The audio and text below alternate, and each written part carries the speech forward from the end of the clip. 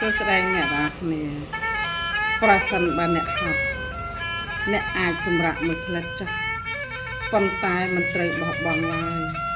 ត្រូវចាំថាភាពជោគជ័យពិតប្រាកដគឺមិនមែនបានដោយភាពងាយស្រួលនោះទេចូលសម្រាប់ដើម្បីប្រមូលកម្លាំងសារជាថ្មីខ្ញុំគិតថាអ្នកពិតជាអាចធ្វើបានគ្រប់យ៉ាងដោយក្តីប្រាថ្នាកាលពីមុនខ្ញុំក៏មានរឿងបាក់ទឹកចិត្តជាច្រើនដូចជាអ្នកអញ្ចឹងដែរប៉ុន្តែខ្ញុំអាចជំនះវាបានខ្ញុំអាចធ្វើឲ្យជីវិតខ្ញុំប្រសើរឡើងភ្លឺស្វាងឡើងខ្ញុំអាចជោគជ័យលើខ្សែជីវិតរបស់ខ្លួនទាំងដែលមនុស្សភាគច្រើនគិតថាខ្ញុំមិនអាចទៅរួច